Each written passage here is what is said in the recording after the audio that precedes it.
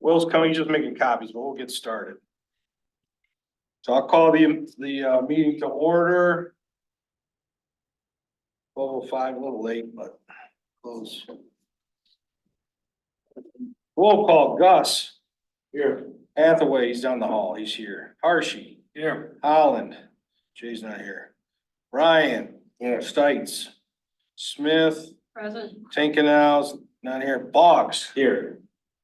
So, good, thanks, I got you all.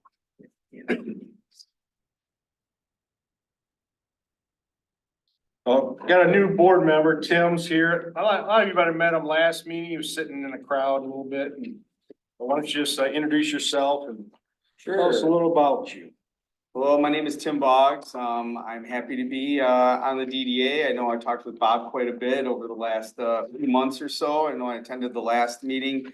I own a business here on Jackson Road, Tell Systems, Stoller Electronic Labs, which is right next door to the Tractor Supply. By all the new development that's going on out there. So I own the building and I'm president of the company. So we've been here going on 60 years. I've been there for 27 of the 60. So quite a long time. So, but yeah, happy to be aboard. Thank you, welcome aboard. Yeah. Again, this company does a lot of video equipment. They've done those Michigan Stadium screens in the past, not the last one, but. Yeah, we do a lot of, we do mainly all audio video for large integrations for corporate schools. All high-end commercial grade. We do not do residential or anything like that, but we pretty much cover all of Southeast Michigan, do some casinos here and there and other places, so, yeah. Got a couple big jobs going on in Ohio, which is a good one, so.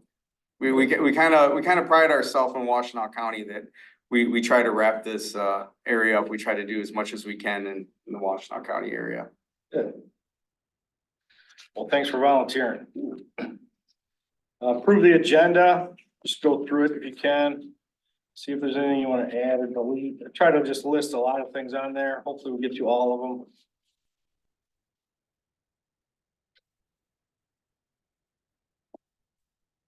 All those in favor of approving the agenda, say aye. Aye. Any opposed? Motion passes. Thank you. Public participation. No one in person. Anybody on Zoom that we're gonna use? Yes. First aisle. The first person to speak is Kathleen Brandt, followed by Rob Pattinson. Okay. Go ahead, Kathleen. Hello, this is Kathleen Brandt, a resident of Scio Township. I had a question about some of these invoices. There's invoice from Hamp, Matthews and Associates. These invoices go back to July of 2023, August 2023. There's also invoices in subsequent after those dates. And there's also invoice from Jamison Development Consulting LLC. This is sent directly to Mr. Will Hathaway from September 29th, 2023. Can you share with me why invoices are being presented that are We'll answer all those questions during the meeting. Excuse me, you do not get to interrupt my public comment. You really don't get to do that, Bob. Check the OMA. You know, you're a piece of work, really. So I'm going to continue. So can somebody explain to me why invoices are being presented that are upwards of 8 months late, past due? Share with me that process, please. Also, Bob, I really do have a disability, but you don't care to hear about the ankle surgery that I had, that I have 2 3-inch screws in my heel that I am not able to attend in person. And if you look at your agenda, it says right on there that people requesting accommodation will be given accommodation. That's been in your agenda for months. Thank you. Thank you. Next. Next up, Rob Pattinson. Go ahead, Rob. Rob. Thank you, Rob Pattinson, Scio Township resident. Bob, I see on the agenda today that public comments have been changed to 3 minutes instead of the traditional 5 minutes. I don't recall the committee ever voting on that.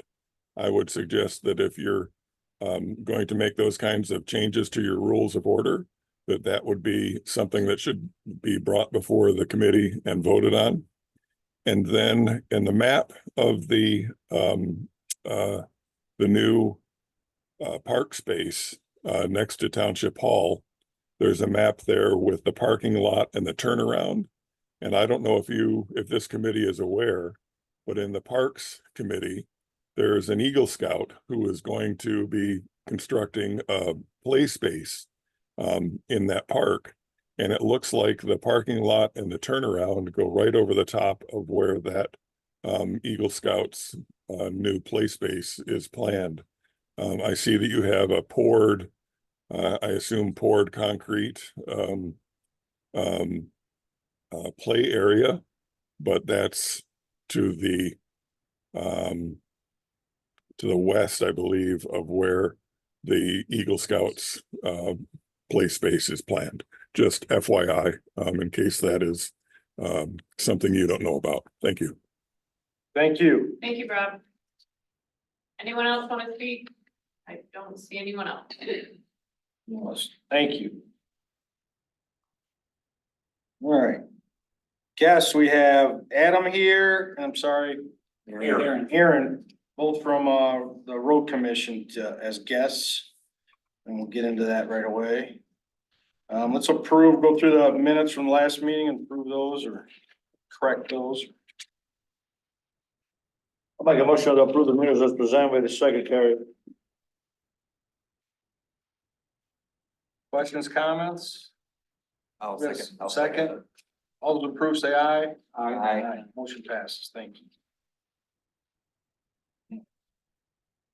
Special reports, old reports. I'm just gonna mention a few things real quick, just so they're mentioned, and then, towards the end, I think these topics come back up, but Adam's gonna talk about the, some of the road issues, as well as we might get into maintenance of the boulevard. I think we've got an article going in the newsletter soon, right? That was approved. I'll check with them. Yeah, I'm not sure who was. Jennifer sent that out, but I'm not sure. Jennifer. Okay. Mary contacted me, Jennifer and I, it's moving forward. And then Kathleen was talking about some of those bills, the smooch project was increased to $900,000. Some of those bills that pertain to that. And again, it's just funded through the state. We're just a flow through entity. Those bills we're not directly paying, but we're getting, state of Michigan is paying those directly. I don't think we can get reimbursed. Yeah, we do. We pay the bill and then the state pays us. Yeah, okay. So it's a flow through. Yes. All those bills that she was talking about from a long time ago. AATA, I've talked to them a little bit. There's still, the contract still hasn't been signed to take over the shelters. There's some disagreement in the language between the two attorneys. I've talked to someone, I think we've got it patched out, but that still needs to be done. Myers would like us, we'll talk to AT, they'd like us to send a bus all the way up to Baker Road and back down to pick up people and maybe in Scio Farms for their employment. So we'll talk to them about increasing the route. I can speak to that during my report too. Okay, good. I don't know if you all saw it. Saw the sign that Ryan helped put out there. We got the new big green sign. Got a lot of comments about it. It's big, but you know, change is constant. It's a nice looking sign, so. We'll go through the budget again in a little while. And then Jennifer and I are still working on the DDA draft, the master plan.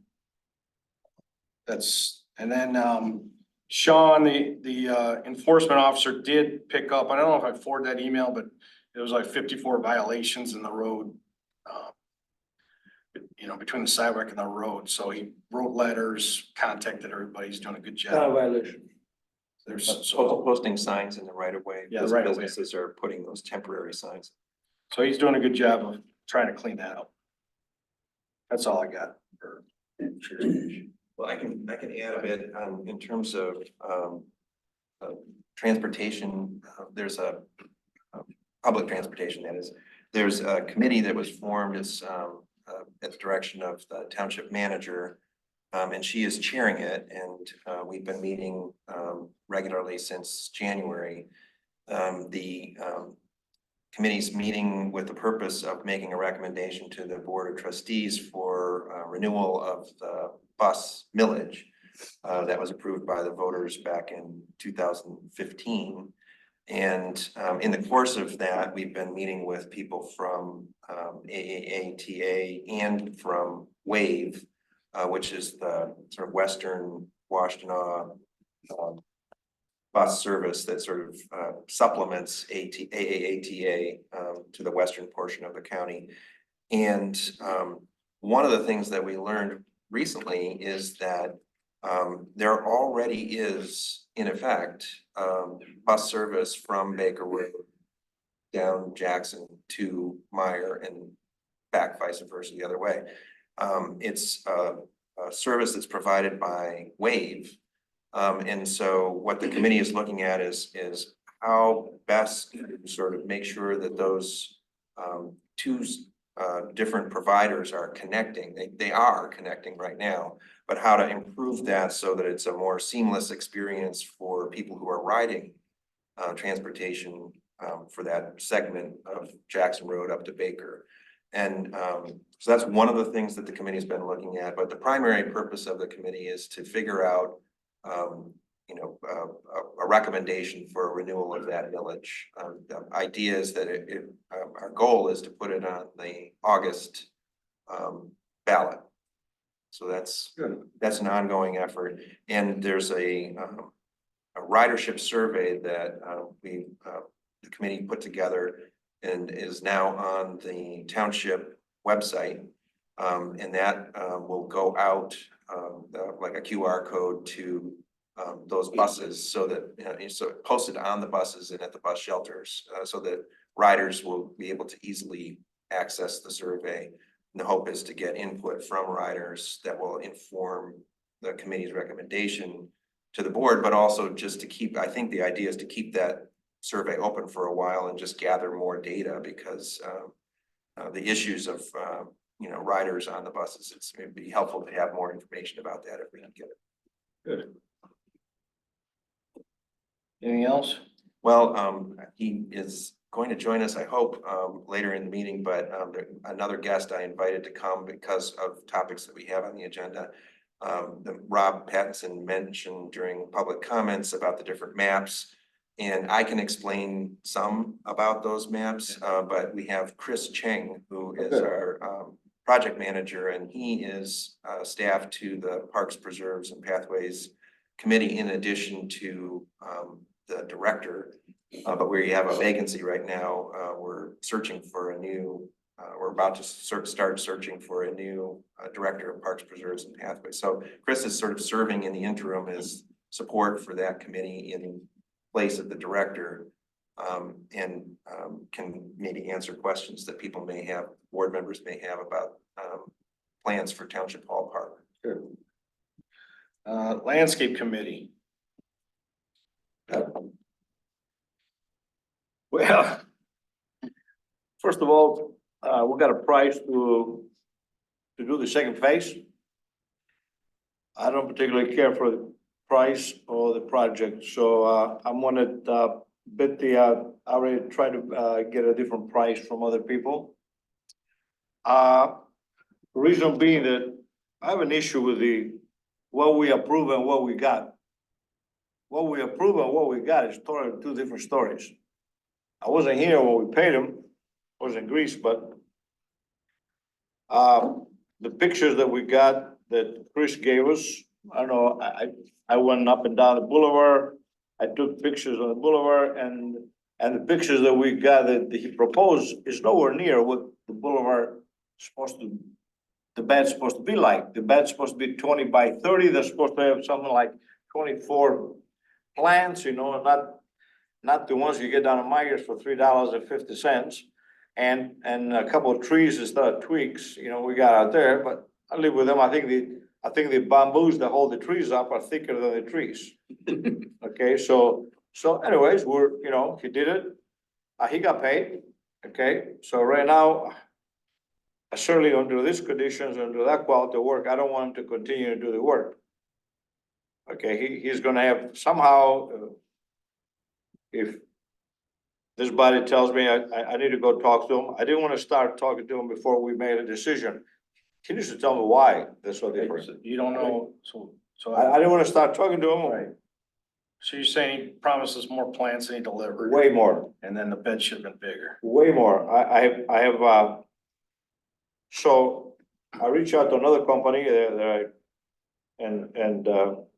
which I trust and I think they're gonna do a wonderful job if they do that. And, they're gonna try to put a price together. And I think it's gonna be a better price, but it's gonna be better quality of work. Right now, we don't got half of what we pay for. So how do you guys wanna reach that? This committee has to tell me, this board has to tell me it's my job, I'll go after it. I figure I'll make it straight. Something's gonna have to change. We can't get what we got. Also, someone paid the bills for watering. I don't know how much watering you approve. I wasn't here. Here you got like almost 20 grand in watering. Did you approve that? Well, it's $12,600 in one of them and $3,600 in the other. That's I 16. called Chris about that. That's 16,200. I don't know who approved 16,200. I thought you guys approved, I thought we approved 3 waterings. We did. Okay, we didn't approve 10 waterings, so how do we got to 10 is beyond me. Yeah. You got like a little baby pickup truck for watering. It'd go back and forth a lot. But I did call him out. Doesn't matter if he's got, if he does it with a bucket, 3 waterings is 3 times. Right? Is that the way you understand it, Linda? It's 3 times. I understand. I don't care if you get it with a bucket from your home.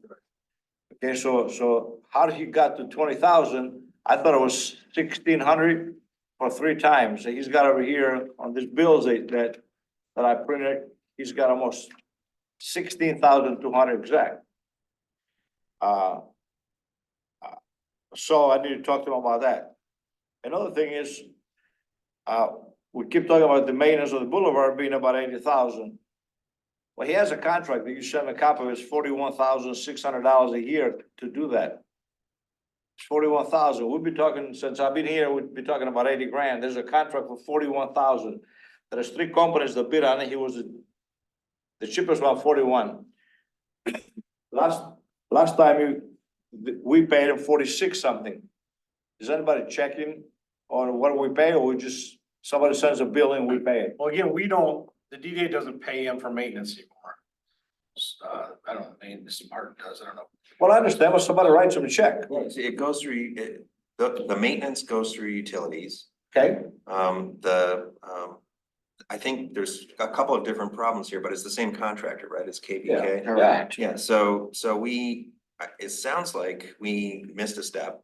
I'm from what you're saying, Gus, in terms of checking the quality and the completion of the work before the payment occurred. Right. And I'm not sure what the solution is to that. It sounds like, Or neither. it sounds like we didn't have clarity about who was going to be checking it and. But perhaps you're right, however, you know, he should have a solution for what he did. He should have Well, I guess that's the next question is how can we in this situation now that he's already been paid, what leverage do we have to get him or get the firm to come back and do the work that they didn't do or to fix what they didn't fix? I think having an honest conversation with the contractor and saying, this is what you promised and this is what you delivered, and showing him specific examples of problems and see if he owns up to it and offers a resolution. Right. I think that sounds like Sure. the next step, and then maybe that's what you were saying. That's what I'm saying, you know, Okay. we just need to talk to him, and perhaps you can enlarge the beds and put some more plants, perhaps it says, you know what? I'm gonna do the next 5 beds of the next project for free, you can get somebody else to do the rest of them, or whatever you want, you know, he can't just do nothing, that's what I'm saying, I don't think it's the right thing for him, his part to do nothing, you Right. know? All the pictures that I got and everything that I share with you, it's way more elaborate than what we got out there. I mean, Sunday I drove the entire boulevard and I took pictures and it's because you couldn't do it before with snow, you know, on time and leaves and all that. Now it's pretty clear. There's nothing out there. It's just literally, and some of the beds, it specifies 20 by 30 beds. Some of the beds are, 10 by 15 or so, so. We got the beds in at the last minute. It was very dry. And so we talked about watering them and he asked me how much we should water. I said, don't let the plants die is what I said. And I think, Dry, and so. I think we decided at that point, I believe there was 3 waterings. I don't know why the 3 keeps being stuck with me, but I think he said it was like $1,600-$1,700 and he said we should do them 3 times. He says 3 times should be minimum. I said, okay, and now I see 11 times. Well, it sounds like Well, there's yeah, we'll have a between talk. between the minimum Yeah. and keeping the plants Again, he's alive. probably been doing the boulevard for 15 years, those signs and everything, he's very reasonable, I think, cost wise, he's understanding, he helps when he can, so I think we'll have a conversation with him. Exactly, I'm not questioning. And I kind of want the boulevards to match both ends, I don't want, so. Well, that's what I was wondering is, I'd rather have- there's a point of leverage right now. Yeah. Because there's a second phase. If he can make things right, if KBK can make things right for what they Yeah. promised to do in phase 1. Right. Maybe there's some leverage there. I wanna hear what his solution is, what he proposes, maybe he meant to do that all along, I don't know why he gave us different pictures of different schematics of different everything, I mean, I got everything that he did, everything that he sent is, nothing matches anything, and, Did you guys get any bids for watering for the future like we were gonna do? no, not for watering right now, I haven't got them yet. I'm working with like I said, with another, person to do that. I mean, this is what he proposed, for example, okay? I mean, there's plants bushes everywhere and there's 2 trees and it specifically says 20 by 30 beds. And the beds are gonna look like this. I know, they don't look nowhere near like this. So Okay. Gus, Ryan and myself, we'll follow up next couple Yes. weeks. And then the other thing that might not be a bad thing, for the townships and that's being paid out of public improvement fund, making sure KBK is actually getting paid what they're authorized under the contract and not some amount KBK is just coming up with. That is one of the difficulties, and I know this from other, grounds maintenance contractors is that that there's sort of an agreed upon contract and that, there's this sort of push to try and expand how much billing is going on and so it's not unique to them, but you're right. So It's true of so any the vendor. 3 of you are gonna talk, Yeah. you're gonna talk with them. Yes, here, on that time is billed 5,000, I mean, again, it seems like a lot of money, but it's 4 miles of boulevard. And I know everybody with a lawnmower thinks they can mow that, but there's No. there's a lot of responsibility there. Not what I'm saying, what I'm saying, Bob, is that he has a contract, I think he should live to it, I don't think he should be beyond and above that, otherwise, what's the reason of having a contract? Yeah. I can see what the caliber of trees that he promised in your contract was, because there was a size on the trees, and what he planted was a 1.5 diameter thick Yeah. tree. Yeah, He did give us the trees that he said he would give us, but I don't know if he gave us the number that was in the. So let's get a list of what was proposed.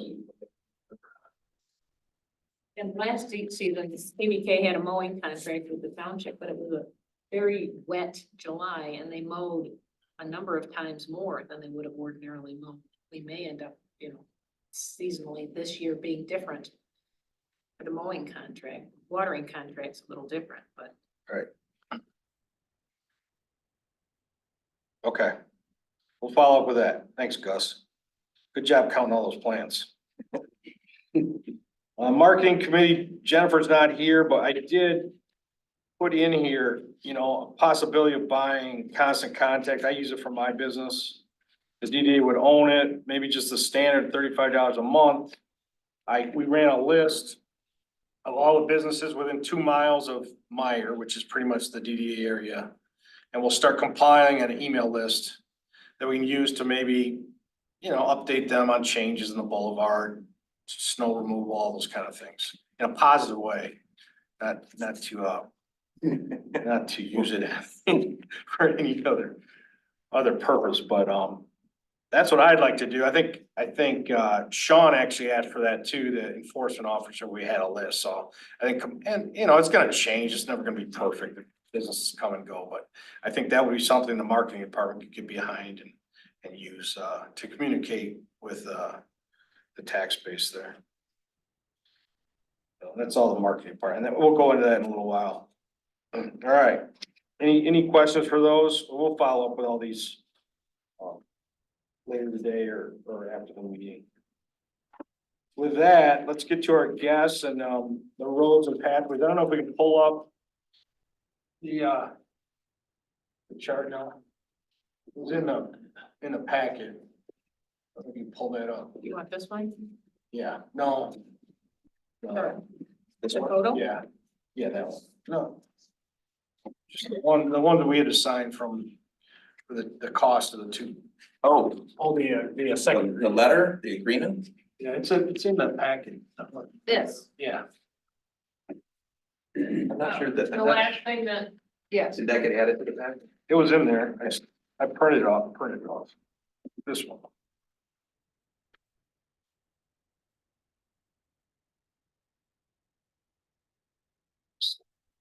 They didn't print out for everybody, but again, we're talking about helping pave Meddy Drive and Dino Drive. The bids are, and these are fresh, right? These are pretty new. Yep. Bids, Meddy Drive's $170,000, Dino Drive's $270,000. I think when we started this process, it was around maybe 235, like Yeah, I 2 or think- 3 years ago. I think, yeah, most recent I can recall, it was 243 for a while and I think that was about 3 years ago, we had that estimate. And so, yeah, things unfortunately just keep rising. So still happy to be back though. Appreciate it. It's been a couple of years. We've been kind of working through this. So all the way back to being a superintendent, we were estimating some of it. And so happy to be back at the table and was happy to hear this winter when, you know, Will and yourself were kind of letting us know you were thinking about partnering. So that kind of brings us to it. If you have some questions, we're here to answer that. If not, we're here for moral support.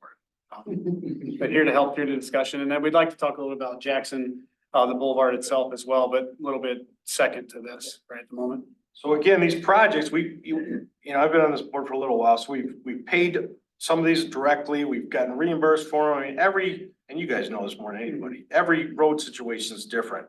We tried a partnership with Scio as well as you for funding. We talked to these people on both Meddy and Dino Drive.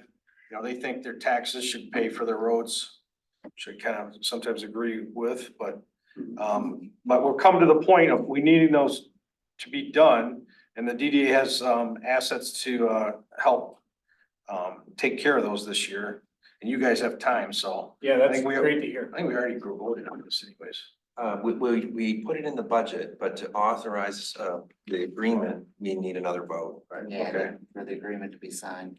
So is there any questions regarding, we'll get to another subject, a couple other subjects, but let's get this one. I did have one Take one. question. Why is it 4 to 6 inches on Dino and 4 inches on Meddy? Is it just because there's variable? Yeah, so a little bit of variation there and also just the intention to, I guess, extra stabilization because we get a little more traffic. I don't want to say cul-de-sac, but towards the end of the pavement segment itself. So one of Aaron's engineers that plans to kind of go out there and see this paving, we want to put a little more body there. Try to keep that road robust, but there is some variable depth out there. A lot of it, as you know, is not in the best shape, so we're gonna reach down and try to draw up as much stabilized material as we can, compact it back in place and then pave over top of that. What timeline are you guys looking at for schedule? I don't have a timeline. I mean, obviously this construction season, but specific to timeline, since we don't really have, you know, kind of this in front of us yet, it's gonna be in the summer. I'd hope earlier than later, but I'm not certain on that. I can update as we go though, certainly when we start getting some idea of timeline. Again, the steel company in the back of Dino, they've tried, they know that they, you know, affect the road, you know, conditions. So what happens if we do this and there's still problems with those trucks back there? Boy, at that point, I mean, I honestly am pretty confident that you're gonna be okay at that point. I wouldn't think that they would affect it. I mean, 4 to 6 inches of asphalt, that's a pretty good base. That's We a put heavy that- section. Yeah, and we'll use a different type mix there that's built for the weight. So we're probably gonna use the mix, and the codifications change a little bit, but a mix that can take, the primary road ratings and weighting or weight of traffic. So, I think at that point, I think we're gonna solidify the issue. I mean, we know we have drainage out there, so it's not like we're in a water lane. I just would be hard pressed to think that it's gonna affect us negatively, once we get a good service. Now, I think in time, there's, other probably you can reseal, like our seal coating that we do. And those are minimal costs compared to this, that eventually we could look into within 4 or 5 years. Crack sealing, just our normal like process of a road. Where we just try to maintain that throughout, because that buys you that longer time, lifespan. Jay's not here, but he mentioned that those trucks can only be on class B or A or something. Yeah, there's some limitation, that they can't be so grossly overloaded that they're going out hurting our roads anyways. We would never permit that. So there's that control point there. But yeah, they're gonna be on all season roads. They're not gonna be permitted to kind of journey off unless they're going for delivery. So yeah, it's out to basically Jackson and then off their way. They have to take the all season roads. And how do you handle the businesses during construction? Are they just told you can't have access? So with these specific sections, our engineer, Mike Burnbeck, that would likely be overseeing this portion this year. Pretty familiar and accustomed to this type of work. So usually there's a lot of like notification, talk to the managers, try to see if we can do some of it off hours. If we close it on a Friday and work Friday, Saturday, really try to balance what we can do out there with the group. So when we did enterprise, I believe I finished that on like a Saturday. So we kind of did that and just move around the traffic, what's the heaviest time of the days they're in and out. We try to work around that. But when the roads are pulverized, the traffic can still drive on it. In theory, it kind of helps us compact it too, because we pulverize what's existing and that essentially gets like fluffed up with a rototiller. And then that's compacted down as now our new base. And then we pave 4 inches or 6 inches over top of that. So it's still, navigable while you're out there. But we do try to limit, about the only time you're limited is that 30 to 40 minutes of cool time every time we put a course of asphalt down. But like I say, that's where it comes into play. Like, is it a Saturday morning? Is it a Friday afternoon? Whatever fits better in their schedule. So really, we just talk to them and make sure that the businesses are able to sustain us being in there working. And then we just fit that. Cooling off period between courses of asphalt is the same for semis as it is for regular? Yeah, I mean, we would love longer, but once it's rolled in and compacted, it'll stay put. I mean, we couldn't run 25 semis on it all of a sudden. But there's within reason, you can get the traffic back out there within, 30, 40 minutes. So. Yeah. And also the way we do it, a lot of times you're only paving essentially 1 lane at a time. So you have that little bit of offset time where you can run them out a different lane and just flag the traffic in and out. Just coordinating out in the field. In roads like this where, relatively limited traffic, it's industrial based. So when traffic's coming and going for the most part, you can really control your destiny out there. As opposed to us, when we pave Scio Church Road, we almost have to close it because we just can't, we got too many people. So the influence isn't too much when it comes to traffic, but we will certainly make sure that the steel haulers in the back, they kind of work around us too. So They just have to be notified. and they're pretty good. Anytime we've been in there before, they've always been open to us and we're trying to do some work back in there before, so. Good. Any other questions? So we got a motion to approve these 2 projects for hopefully this summer. I would make a motion that the Right. DDA board Right. authorize this agreement and seek approval as well from the Scio Township Board of Trustees. Just amend this contract a little bit. It just says- They have to sign as well. Why? Well, This should be a contract between the DDA and the road commission. It really has nothing to do with the township at large. And I want to make sure we avoid what we had a couple years ago or last year, whenever it was, where there was confusion over who was actually cutting the check to the road commission. I think we talked that through, didn't we, Adam? Yeah, I This believe. says it's to Scio Township, not the DDA. Yeah, and I think just legalities wise, that's who we always partner with specific and the DDA being a commission essentially of the township. That's how we set it up. Now, I can seek legal guidance if we go further, but I think that's where we ended up landing, talking about earlier this year. We're open to, working through it. There's no issue with that. I think the intent, Sandy, was to put it on the consent agenda, just have the board approve the, I'm talking project. about the accounting of it. though. right, I understand what your concern is, and I think we've, Yeah, I think that we should be fine on that. This is really just, so the board can all just basically see the DDA's actions. What actions you've taken and then be signed off on But that. at the bottom, it says to be paid by the township. Correct. It should say the DDA. So further up, it says, the second to last further agreed. It says that the township will pay it, the DDA agrees to reimburse. That's what I'm trying to avoid though. Is that- Because then it gets put out through the township books instead of just in the DDA books. There's no reason this has to pass through the township books. So what is, I'm not disagreeing with you, I just don't know why there's a difference. Why does it matter to the DDA? It makes it much more complicated if we don't pay the road commission directly. And So again, complicated in what way? I'm not Because- disagreeing, I just don't know what the complications are and. because otherwise then it goes through the township and they expense it. And then set up the revenue from the DDA and then the DDA pays it. It's just a much more complicated accounting process that I personally would really like to avoid. And we never had it happen that way before up until a couple years ago. The DDA has always paid the road commission directly for any of its projects, and I don't know why suddenly the township books are being involved in what the DDA is doing, because it shouldn't be. If it's a DDA project, it should only be flowing through the DDA, not from the road commission to the township to the DDA. could we change that, it is further agreed statement, just simply just say, Scio Township DDA shall pay Washtenaw County Road Commission for the actual project costs incurred for the project. Yeah, I mean, that personally is not an issue to us. I mean, like I say, we're pretty flexible in that. I can pull back. I was looking a little bit earlier, I can't pull up the actual documents, but, from 2007, 8, 9 in that area where they were, or excuse me, 2006, 7, 8, where they were working on Jackson. I can try to mirror some of that, but yeah, that's not a problem making that adjustment. Yeah.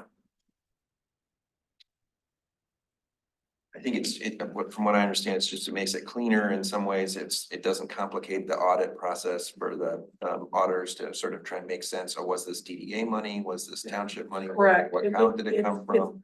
For both the township and the DDA, it's much cleaner if this is very indicating that the DDA is paying for it, not the township. Right. Because the township really has nothing to do with what the DDA, whether the DDA does this or not.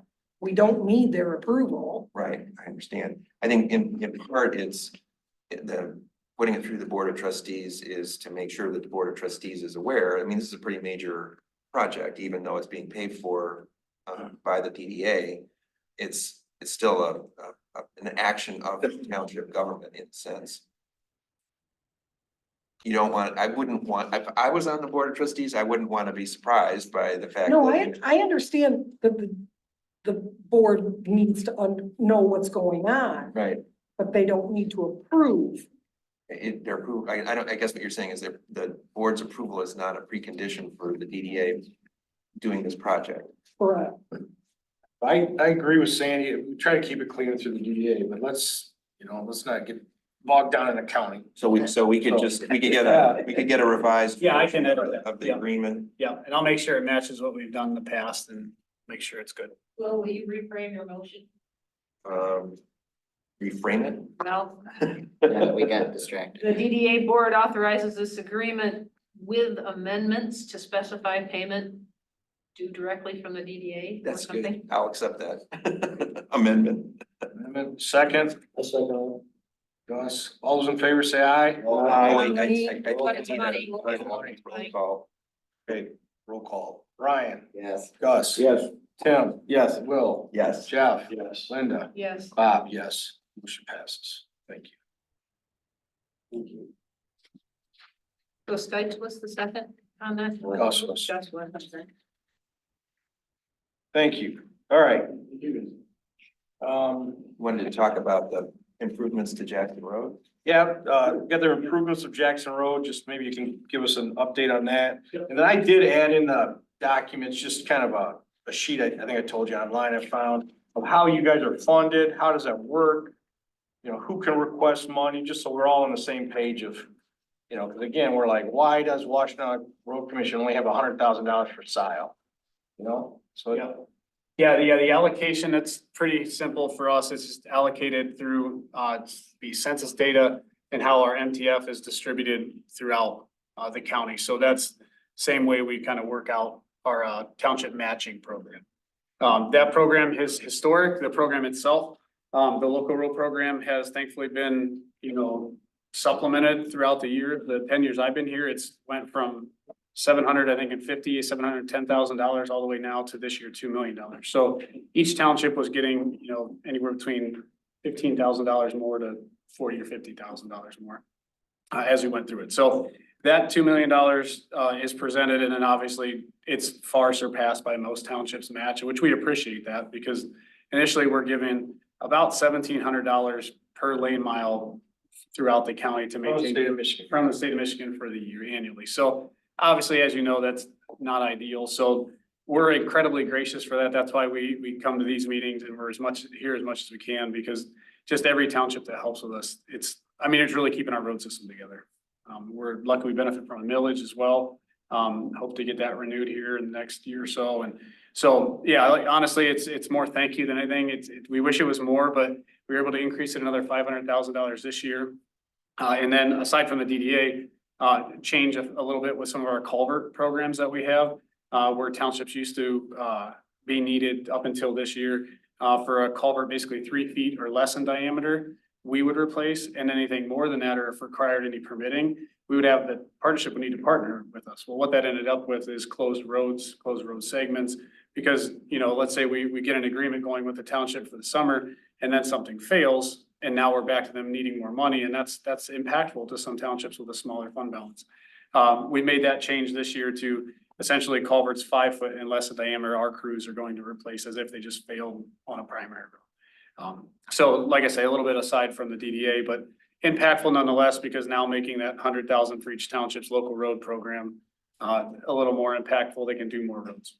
And you can't advocate to the state of Michigan. No, we can educate, but we can't advocate. So similar to that statement is what we do for the upcoming millage, hopefully getting that proposal back on the draft ballot. We do education programs, starting with township elected officials and county elected officials, and then we go public information, because we can only advocate by just educating. So we teach people about it, how it is, you know, a little bit harder for us to, you know, gain funds. And then have to rely on other sources to kind of go out and advocate for us. So that's why we appreciate the partnership. And like I say, we're here to do as much as we can, but unfortunately, we only have, you know, so much to do it with. Primary road system, we obviously, the millage benefits and assists us with that. We do our best and use millage dollars for those roads to try to keep those surfaces in good order. But the local road system is inevitably where the lack of funding is throughout the state and probably even throughout the country to some extent. Those local collector roads, you know, we ride heavily on ourselves in the townships to try to keep those in good standing order. So I got a kid that lives up by Royal Oak, Beverly Hills area, and the Telegraph and Woodward are there. So I called over there to the DDAs to see who takes care of those, because it's some maintenance questions. Yep. And then there's state roads, the state takes care of those. Yes. And what I've seen is the only 2 places that are responsible, maybe not paid for, but responsible, are counties and state. No townships are really responsible for roads. Yeah, they are. And that's why we're so gracious and grateful for having the partnership, because inevitably, you know, we wouldn't have that funding or wouldn't have enough funding to take care of those roads. You know, we'd barely be able to take care of like a Zeeb, and off we go. And even the Jacksons that, you know, we'll talk about it.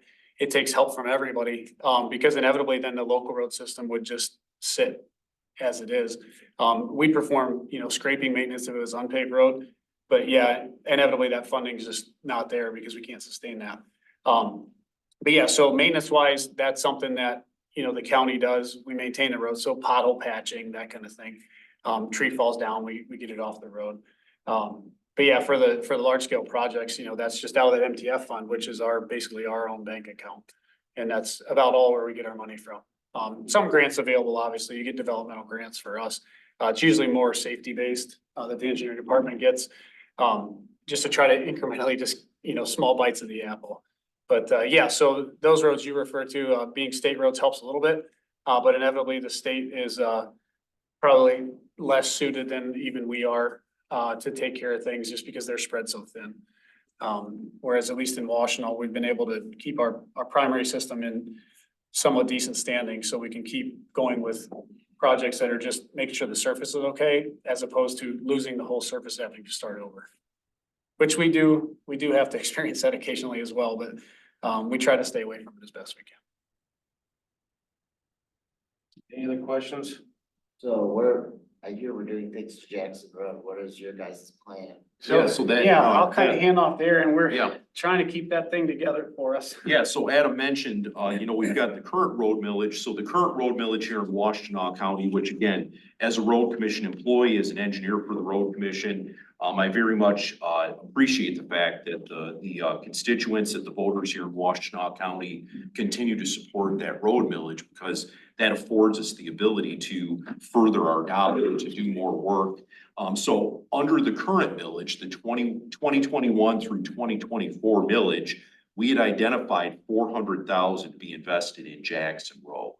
And so going into each millage, each renewal, we identify basically various roads within that we would intend to pursue investment in if the voters support the millage. And so going into this next millage, we've put together a list of roads, various expenditures that we would intend to make in those roads if the millage is renewed. But again, focused just on the current millage, 400,000 was identified for Jackson Road. The road commission, based on the current budget, and Adam and I just came out of a first quarter budget discussion. Our intention is to put another 600,000 in road commission funds. So again, that Michigan Transportation Fund, MTF revenue.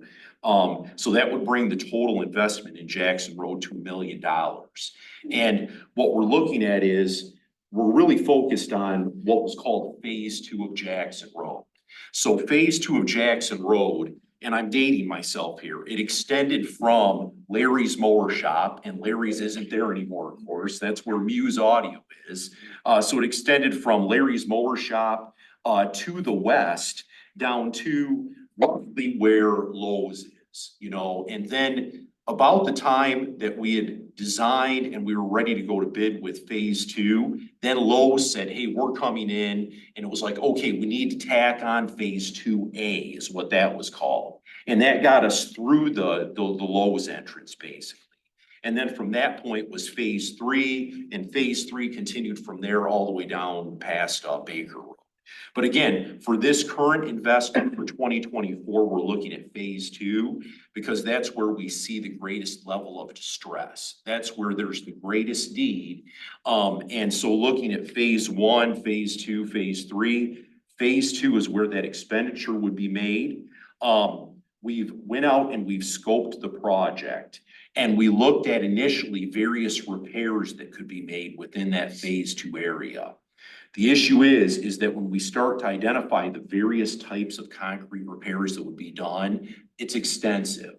It's basically looking at the transverse joints. So the transverse joints would be the ones that are running north to south. As you're driving down the road, those are the ones that are in front of your vehicle, and you go across every one of them in the concrete pavement. The vast majority of those joints need to be redone. And so those would come out. There are various potholes in the pavement, and we use a specific type of epoxy type material to fill those potholes. And then there are some areas where the need is so extensive that we would do a complete concrete removal and replacement. So one area in particular that's bad is if you look at going from Zeeb Road going to the east, near the bank, near the Scio Township Utilities facility that's there and near Wine Guards. That area has got extensive failures. And so there we refer to it as a concrete inlay. So basically you would take all the concrete pavement out and you would replace it from curb to curb. So you would retain the curb in between, but fill in whatever's in between with new 9-inch thick concrete pavement. Then we started to look at, okay, from that point, from roughly east of Wine Guards, continuing to the east down to, I'll call it Base Camp, because that's the new Himalayan restaurant that's going in there. We started to look at, okay, what if we just do repairs? Our concern is that the repairs are so extensive and you start replacing every joint as you go down through there. The amount of old concrete that's left is pretty minimal and it starts to impact ride quality. And one of the examples that I typically experience just in my travels is if I'm coming back from Lansing and I'm on I-96 eastbound, right before you get to Latson Road up there near Howell, if you're in that right-hand turn lane or that right lane to get off at Latson, MDOT went through, and I'm sure that they thoughtfully made the decision, probably because of available budget, because of money constraints. But they went through and replaced every transverse joint on that right-hand lane, and it rides like a hay wagon now. It's not good. And so what we've looked at now is we said, we do not want that to happen to Jackson Road. And so our intention now is we would do a concrete inlay. So again, we would replace the pavement in its entirety from Zeeb Road going east all the way down to, I'll use Base Camp as a reference. And so our intention is to pursue that for this coming construction season. We're going to be sending out a letter this week to all of the businesses along that corridor. We're actually going to go west of Zeeb Road because again, working from Zeeb Road east still has some potential traffic impacts on businesses like Meyer, on the sports bar at the corner. Even those businesses going west are going to feel it. And we're only focusing on the westbound lanes. So again, it's only going to be westbound for this year. It's $1 million. And reasonably, people will say, how can you spend $1 million going from Base Camp to Zeeb Road? Well, you're talking about 2 lanes of concrete pavement. You've got 3 lanes where you have the Michigan turnarounds. You're going into a 3rd lane of pavement. And then when you get down to like Wine Guards and Scio Township Utilities and the bank, it gets even wider than that. Concrete pavement is expensive, but again, there's a reason there's concrete pavement on Jackson Road. When you look at the volumes on Jackson Road, our most recent traffic count that was just east of Zeeb Road, we took a count, and it's right around, just in the westbound direction, it's between like 9,000 and 10,000 cars a day, just in the westbound direction. So again, it's a significant volume of traffic. You've got a high percentage of commercial traffic. You've got a lot of trucks running that corridor. So again, our intention would be is to stick with concrete pavement. It would be a concrete inlay project. We would do it a lane at a time. So basically you can maintain traffic in one lane and start working in the adjacent lane, pulling the concrete out, replacing it, and marching yourself down the road. I'm not going to sit here and sugarcoat it. It's going to back up traffic on Jackson Road. How long? Because the project, again, we're going to basically stipulate to the contractor in the bid documents that they could not start the project until June 10th at the earliest, because the Jackson Road cruise is on June 8th. And we didn't want to get to that. We wanted to be thoughtful about the cruise. And so we're going to stipulate they can't start the project any sooner than June 10th. They have to have the project completed by, I believe it was October 3rd was the date that we specified for completion. Once they start the project, we're going to stipulate a certain number of weeks they have to completion. I need to figure that out still. That's part of what I'm still figuring out. Because with a contractor, we want to give them enough time to do it. You don't want to give them too much time, Because then what you'll find is they'll come and work on it and then say, well, we've got another pressing job. We need to go over there and work on that other job for a couple of weeks and we'll be back.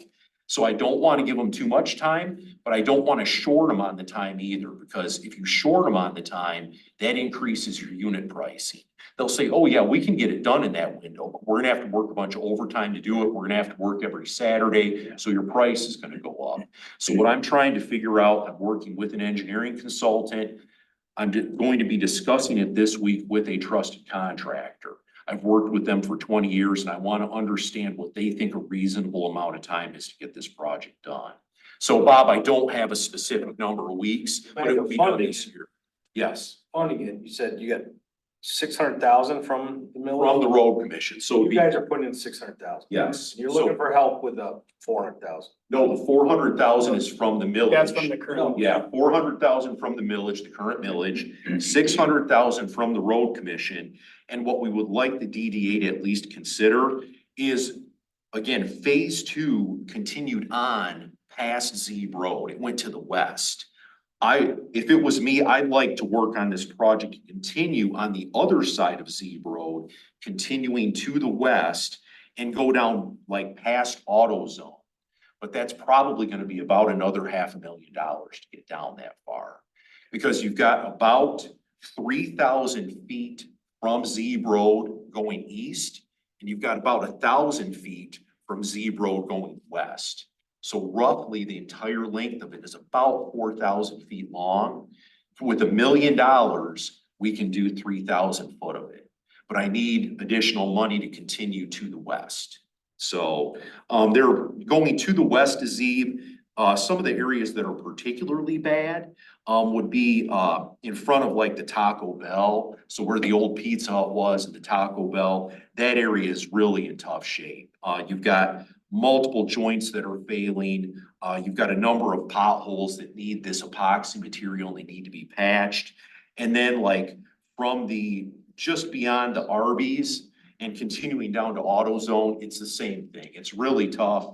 One of the things with concrete pavement is if you're going to replace a transverse joint. So again, that's the joint that would be transverse to the travel of the motorist.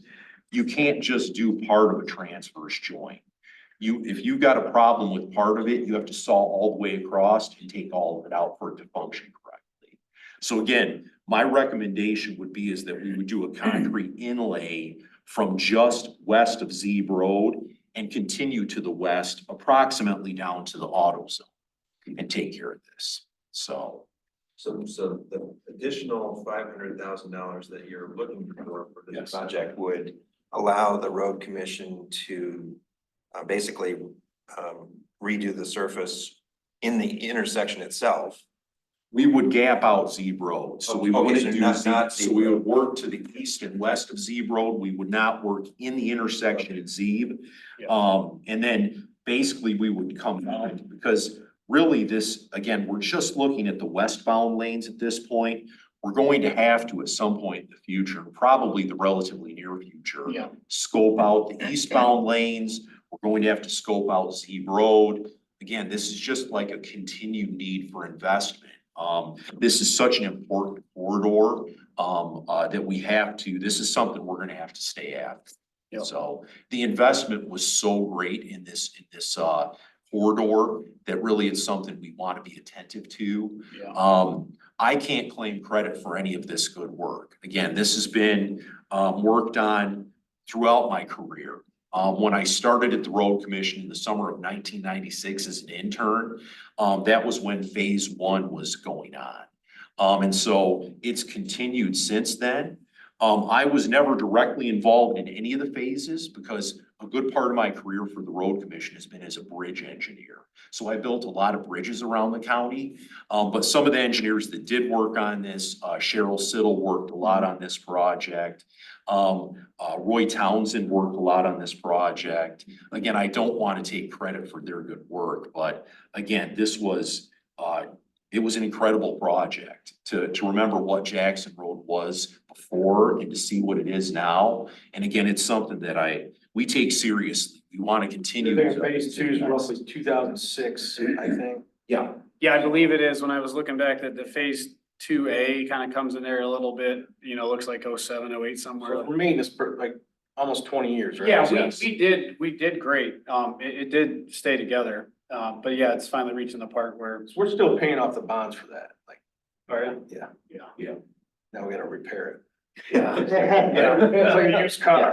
I know, well, and we always use like the roof method, you know, methodology that, you know, if you don't replace parts of the roof or at least shingles, you know, inevitably you got the whole roof in truss and. Yeah, so it does see a ton of traffic and I'm more on now the section of the road commission that gets to take care of it and keep it moving. You know, I wasn't here when we did that before. I wasn't thinking roads back then, but, it's an endeavor, but that's what we have to do. And that's why we're, you know, pushing hard to keep it moving now. We got some federal grants for some spots before. I don't know if that pertains to the rebuild or. Yes, I understand it. Yeah, I haven't looked into that. In phase two, the road commission DDA received, I want to say around 5 million maybe from the feds because they used the boulevard as a study for different types of concrete. Yeah, they So personally, I would be. they introduced some kind of a different material into the Right. concrete, Yeah, like, there's some and it study. may have been like, I heard different, and I'm sorry, it's only what I've been told, Yeah. but it's like they introduced like glass beads into it, or, Yeah. you know, various other types of materials. As we scoped the necessary repairs to this, we didn't see a great difference from one spot to the next. It all looked pretty much the same. Where you're looking at, there's a bicycle lane there. And if you look at that bike lane, pretty much all the way through, for whatever reason, that bike lane is heavily deteriorated, especially along the joint lines. So if you go along those joints, it's really in tough shape. Where that bike lane comes up to the corner of the traveled way up to the concrete panel, a lot of the corners have busted, you know, where they're coming out. Again, the road commission will be sending a letter out to the businesses this week, informing them of the project, and we're going to have a virtual public meeting on April 11th to talk about the upcoming investment. We're going to certainly make a great effort to engage the business owners down through here. Concrete work is a challenge for any of the businesses that have lived through the development of this. They know what a challenge that can be because concrete has to have cure time. And so we have to be thoughtful about, you know, ingress and egress for each of the businesses through here. I'm thankful that most of them have 2 points of access, which makes it easier because then we can pour the concrete pavement through one point of access and keep the other one open. And we would gap that out and then come back and pour that when the first access point has been cured. So Ideal cure is 5 to 7 days, right? it is usually Yeah, 7 days certainly is that. what you want on your cure. Especially out there. You know, and what we look at as far as like, you want your concrete, you're shooting for your full strength at 28 days. So you want that full design strength at 28 days. Usually by 7 days, you can get enough strength on it that you can start to put traffic back on it. So, there are some businesses that only have 1 point of access. And there we're going to have to do the driveway part with, where it would be like, we'll pour the concrete panel just over half the drive and then maintain access in and out. I'll be honest, as I've looked at this more closely, line guards is a tough one because they only have 1 point of access in and out. And we'll be doing this during the summer, and that's when they're very busy with guys bringing trailers in with mowers on them. So, I mean, we need to figure that part out. Potentially, we would put in like some kind of a temporary point of access for them just to try to get them in and out. Yep. So, but a lot of details. I don't mean to go down the rabbit hole, This but is this summer. that you're it's this summer. Yes, we're And going to so- undertake so- this summer. Two thoughts occur to me. We're about to publish our newsletter, which is the Yes. only way that the township reaches all residents. It seems like we could put in at least some kind of an announcement about this. Repairs upcoming This or is coming up, because the next newsletter will come out after this project is already underway. So if we want to give people a heads up, especially about this April 11th meeting. Virtual public meeting. Virtual yes. public meeting. Yes. Then this is the moment, to get that, you know, talk with our editor to see if we can get something in. The other other question I have is, it sounds like you need a decision from this board.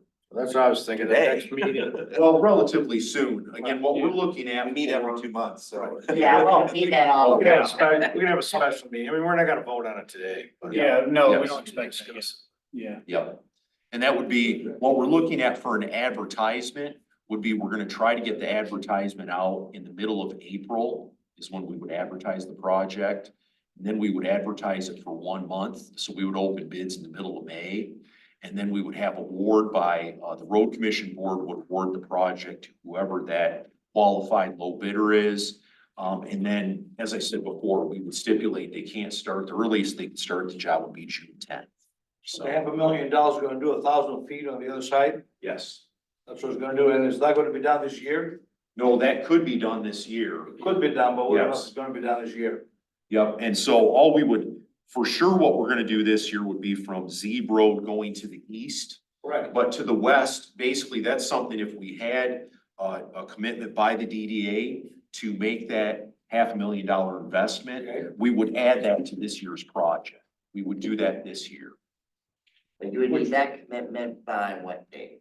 I would need that commitment by, Probably, I would say it would be early April. yeah, April, because we need a week or two to edit, before we release, so if we're releasing mid-April, so yeah, Yeah. within first week of April. Basically, about Basically, 30 this month. days. 30 days. And I've got the engineering consultant that I'm currently working with, that the road commission is working with. I'm having them prepare quantities, basically, considering both east and west of Zeeb, so that we have it. You already got all the tools there. Right. Well, and there's some efficiency. Longer, it'd be more expensive to bring everything back. Likely, yeah, you know, the economy, you know, the efficiency helps and the economy of scale when we're kind of working the area. All that traffic control will be out there ready where they just finish one and move over, jump over Zeeb and. Yeah, your general conditions, your mobilization costs is low. Oh, yeah, my Exactly. goodness, it's gonna be quite a few cones. So if you're done in October, you're gonna move to if you have the funds, you're gonna move to the next site in October. We would finish the westbound side, so basically that would take care of the phase 2 westbound. Yeah, And then there's been no funding identified for future eastbound or investment. back. Yeah, through the state. eastbound, again, I mentioned we need to look at a scope for eastbound. We need to start looking more closely at Zeeb Road. Mhm. So there's future investments that will need to be made, but funding specific to those is not yet been And it's a known identified. no, so it's something that we have to look So for. in the long run, assuming that the millage renewal, the county millage renewal for the road commission goes through, is approved in August, I guess? Well, yeah, if it's approved in August, goal is to reach the August 6th ballot. So assuming that that's on the August 6th ballot Mhm. and it gets approved, then we would presumably the DDA would be having this conversation with the road commission Likely. again Yeah. in 2025, and we'd be talking about either the eastbound lanes or Zeeb Road or both. Yes. Yeah. That's correct. This 500,000 will do from Zip Road all the way down to Auto Parts. Yeah, down to AutoZone. Yeah, we'd extend it down to AutoZone because again, that pretty much would take care of what was That'll get the considered to be phase. phase 2. And then also, we don't get a patchwork quilt then. You know, it's a little more controlled, like, okay, we know in 2024, we repaired this area. And eastbound was 25, 26, whenever it occurs. If you could put together just a special proposal for that. Certainly, thank you. We can do a special meeting before then.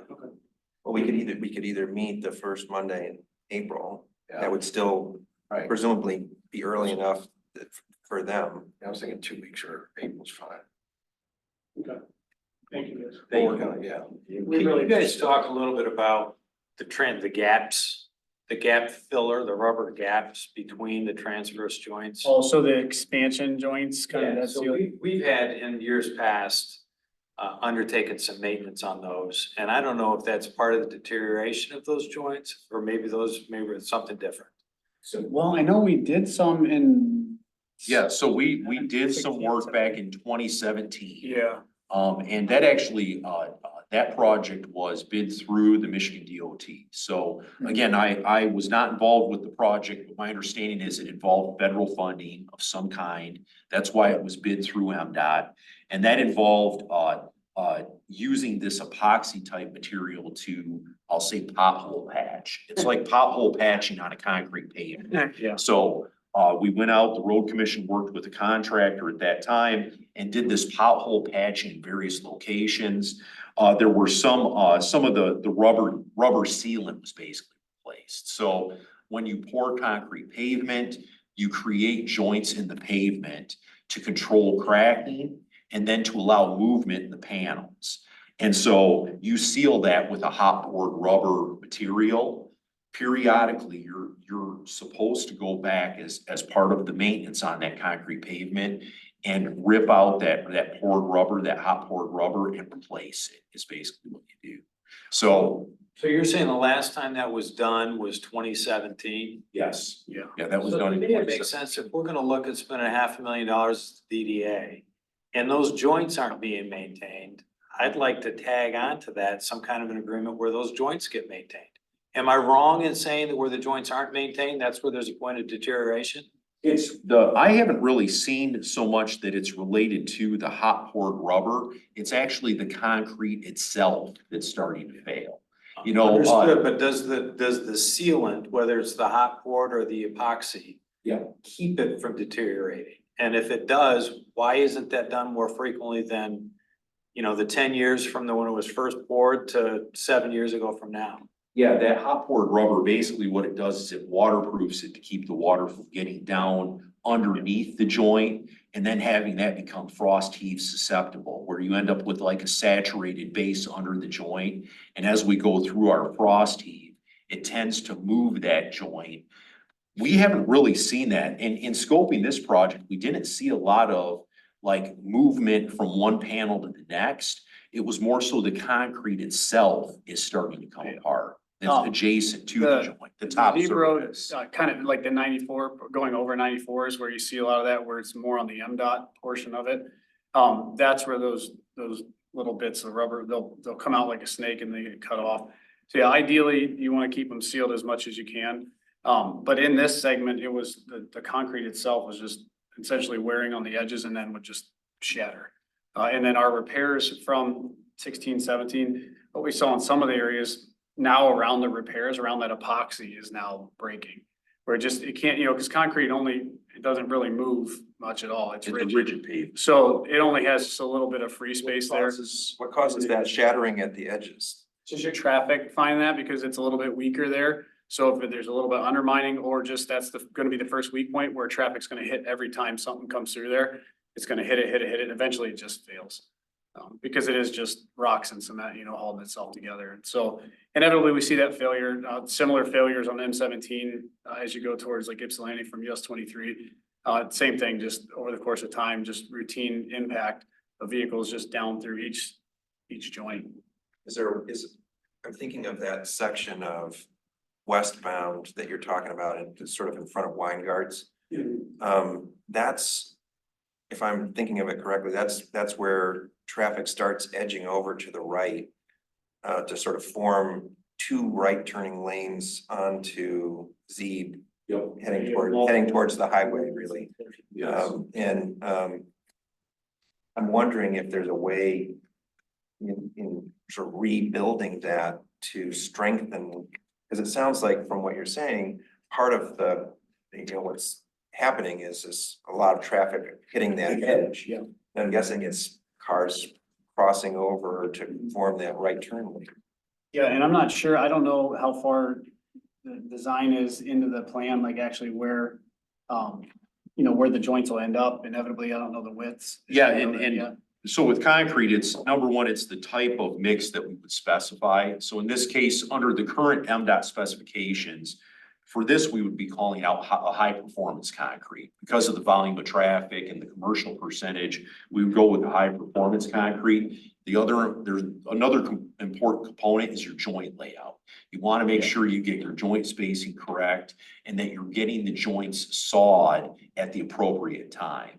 Because again, those joints are twofold. One, you're sawing the joint because concrete cracks. Like if you pour anything concrete, it's going to crack. So you saw a joint and you're telling the concrete, this is where I want you to crack. And you're sawing it. It's kind of funny, Will. You kind of want to give it relief, which. And then Cut it you're to sawing it because you want to create a joint so that the concrete panel has the ability to move. So that it can expand in the heat and it can contract in the cold. And so you're giving it the point at which it should do that. So. So that's where I talk about like the layout, where they're at in the design, where that layout ends up, where the saw cuts. In theory, it becomes your joint then. So that's where, I'm not sure how far they are in the plan with that. Yeah. Sure, it'll be evaluated certainly. There is a little bit of curb work to be done. Primarily where we see the worst of the curb is through the driveways. And again, that's not uncommon. And that's where, it's not the full curb section. Basically, it's just the gutter part of the curb that extends through a driveway. We call that an M opening. So again, we went through and identified there's various M openings through this segment where we would have to take that part of the curb out. But for the most part, the curb on this section is in pretty fair shape. Yeah, thankfully. 'Cause Yes. Yeah. And I do have good confidence in the base material that's underneath this, because again, there was a great deal of thought, time and money spent on that base material. And so that's a good thing. That means, unfortunately, we need to take the concrete pavement out and replace it, but the base material, really, I don't foresee that needing much work. So. Yeah. Any other general questions? One last question for you guys is, what are you putting in that traffic control device this summer? You know anything about that? Say that one more time. Further down Jackson Road, I was told at one point in time that Woodview Commons, the large scale development next to Tractor Supply. Oh, you're talking signalization probably. Yeah, and I'm sorry. I don't know. We can get some feedback to you and then funnel it through the board. I really don't know where they're at with that. This would be helpful with all the other things going on. Understood, yeah. So signalization down that way. Yeah. We're I gonna would- reconfigure the turnaround. Turn that. Or they were gonna reconfigure the turnaround. Oh, Because of that development. That might have changed. Yeah. yeah. We'll report, I'll get a report to you two, and then if you guys can get it through the board. Awesome. I was just looking at the calendar, if the DDA scheduled a special meeting on the second Monday in April, it would be April 8th. Would that allow enough time for a decision to, what, for you guys? to- Yes, yeah, that'd be Yeah. much appreciated. Thank you. Yeah, because by then we'll have the good majority of, quantities and everything at least set, so it would just be an addition. Thanks, guys. Yeah, thank you. One last topic, so again, the maintenance on the boulevard. When we turned it over to Scio, the DDA, we stopped maintaining the mowing contract. We put together a fund from property to take care of the maintenance. Okay. We were told by you guys that if you maintain that boulevard, you'd only mow it maybe one to three times a year. It'd be twice with just our highway mowers, which are not quite applicable for. But technically, you guys are responsible for it. So there's debate of who's gonna take care of that. And again, there is maintenance money for maybe 5 to 6 years, depending on how much it costs, but if that went away, you would mow it a little bit. It'd get mowed twice, but it's a little, the mowing for that's a little bit different with the mowers that, we use big 15-foot mowers, and so I don't know how they work out there. I don't think they really planned for that, but it certainly wouldn't be the look that is out there today. Right. But it would be mowed, yes. But be a little bit different than, just because inevitably our contract is only roadside mowing, so they use bigger mowers, boom mowers. Just a little different. Trees and bushes and everything. Well, yeah, we would not intentionally. Yeah, well, yes, we would do mulching for you. You wouldn't have to walk. But yeah, all jokes aside, it would be very much different just because our contract's not set up that way, but inevitably, yes, we'd at least mow it twice. But the plantings and things wouldn't be something that we would sustain. That's why Telegraph and Woodward, they're actually mowed very well, but they just have trees and grass. Yeah, and a little different maintenance And standard. you don't get separate funding for those kind of maintenance issues, besides the roads. No, that's out of our, just our general fund is maintenance, but the landscaping alone is not something that would.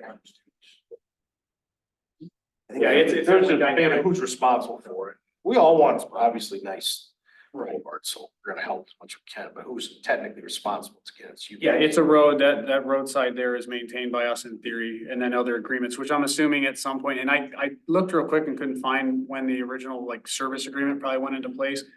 Because I'm certain it was called out somewhere, you know, the DDA or the township's gonna do this, that, or the other with final plantings, but, so I gotta do a little more homework and figure that out for you, but. That's good. Yeah, at least get to mowed, promise you that. Any other questions? Thanks, guys. All right, thank you guys so much for your time. I will make those edits and send them to you and We have questions probably be the same. We'll let you know when I'm doing this. that'll work. Yep. Yeah, we'll get somebody here for that for sure. Yeah, if you could, turn that around quick, that'd be great. Yeah, I'll have Tiffany just make the adjustments here in the next few minutes. So you might even be able to have it by the time you guys are done. Okay. Thank you, guys. Awesome, thank you. Yeah, take care. Be in touch. All right, thank you. All right. Have a good day. See you. Second phase, we kind of talked about already. Going to the backside. So the other new topic is a new Scio athletic field, which is, you know, it might not be named that, but it's the property again, right back here. Township Hall Park. Township Hall Park. Township 32. I was just in Sarasota, they had a Sarasota Youth Athletic Field. I thought that was great. Because again, we got a lot of parks here, but we don't have athletic fields. I think there's room for soccer fields, there's room for a lot of things back there. And what happened here is, when Jack was the supervisor, they added the garage back here. There's actually spots for restrooms for the public. So these plans have been enforced or started maybe 10 years ago as far as trying to plan something back there. Maybe not quite that long ago. but- Okay, 9.5. Yeah. So again, we're talking about helping develop that for the community to use, you know, for a lot of different things out there. Jennifer and I were kicking it back. She couldn't be here today. If you look, I don't know if I put that in the email, Dexter's got some new parks going in. Chelsea's got a big one. And it's good because it's both public and private funded. You know, and there's a lot of behind here. Yep. Hi, Chris. It's one of the few, and yeah, in fact, Chris, if you wanna come Oh, sure. up here, we have with us, Chris Cheng, who is our new project manager. So I was hoping to pull it up on the screen, but. I don't know. What is it I don't know about? if this might be about. Pull it up. How much is the township looking for us? What's the time schedule? Yeah, that's what, it's kind of an early discussion on all that. So we put that. I don't, yeah, I don't know if everyone remembers, but we put into the budget, I think $250,000 from the DDA budget to be used for this purpose. And what we have in front of us are a couple of different maps, and Rob Pattinson, who commented during public comment, is right. They're in some ways representing thoughts about the park at different points in time. So this, the one that's called Township Hall Park and Trailhead Development Plans, this one has more details on it. This was developed when the township was applying for state funding to do some of the work on the park. We did not get that grant funding at that time, but this is probably a more comprehensive representation of all of the different potential amenities that might be on the park or part of the park.